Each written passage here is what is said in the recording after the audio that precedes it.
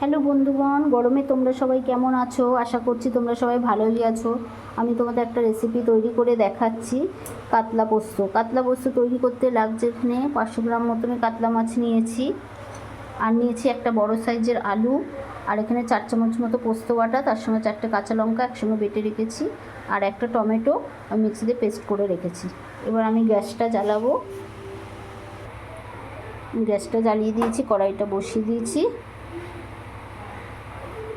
এবার আমি আলুটাকে ভেজে নেব।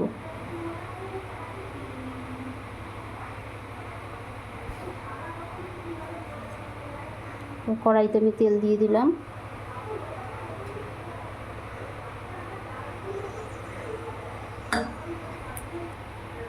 তেলটা আমার হয়ে গেছে। এবার 1 চামচ মতো কালো জিরে দেব, ছোট 1 চামচের কালো জিরে দিয়ে দিলাম।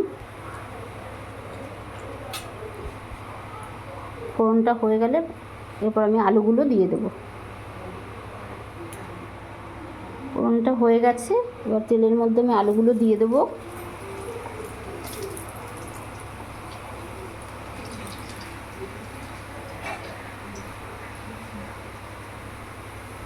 সামান্য পরিমাণে নুন দিয়ে দিলাম।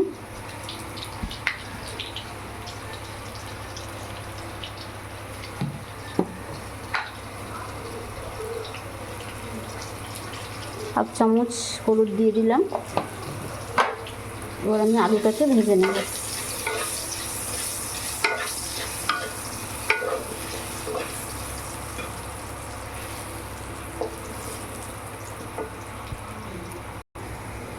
আলুটা আমার ভাজা ভাজা হয়ে গেছে। এবার আলুটাকে নামিয়ে ফেলবো। আমি আর 1 চামচ তেল দিয়ে দেবো, সর্ষের তেল।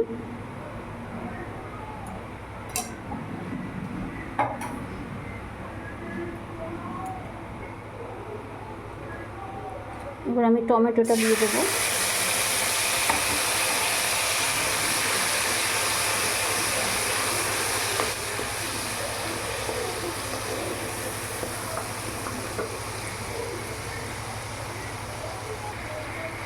আমি পোস্ত বাটাটা দিয়ে দেবো।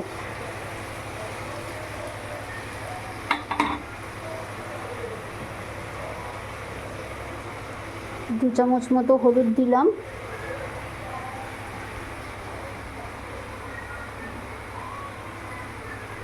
স্বাদ মতো নুন দিয়ে দিলাম। এবার আমি মশলাটাকে কষিয়ে নেব।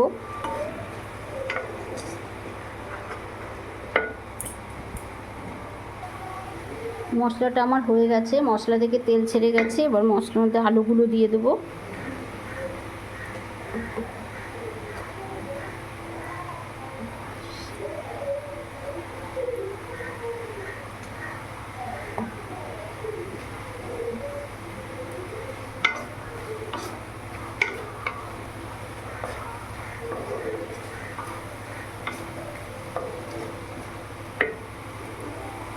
এবার আমি জল দিয়ে দেবো।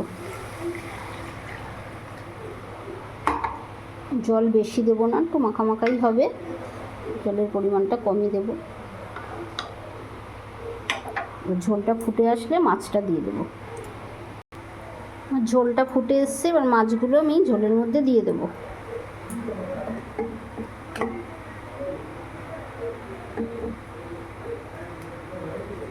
অর্ধেক মতো মাথা আছে, মাথাটাও দিয়ে দিলাম। আমি মশলা কষানোর সময় নুনটা দিয়েছি, তো এখন আর নুন দেবো না। যদি নুন কম হয় পরে আমি স্বাদ দেখে তবে নুনটা দেবো। এবার আমি 5 মিনিটের জন্য ঢেকে দেবো।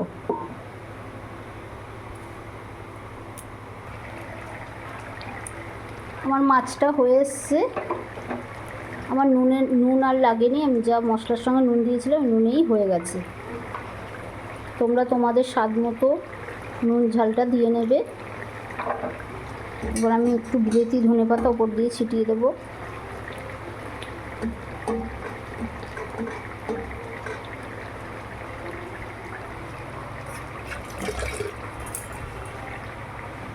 এবার একটু কাঁচা তেল দিয়ে দেবো। 1 চামচ কাঁচা তেল দিয়ে দিলাম। মাছটা আমার হয়ে গেছে, এবার আমি গ্যাসটা নিভিয়ে দেব।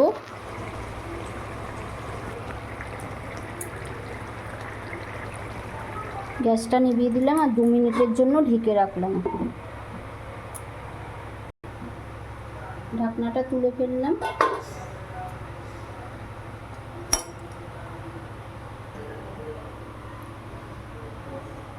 আমার কাতলা পোস্তের রেসিপিটা হয়ে গেছে। তোমাদের যদি এই রান্নাটা ভালো লেগে থাকে তাহলে প্লিজ আমার চ্যানেলটিকে লাইক করো, শেয়ার করো, সাবস্ক্রাইব করো। Thank you.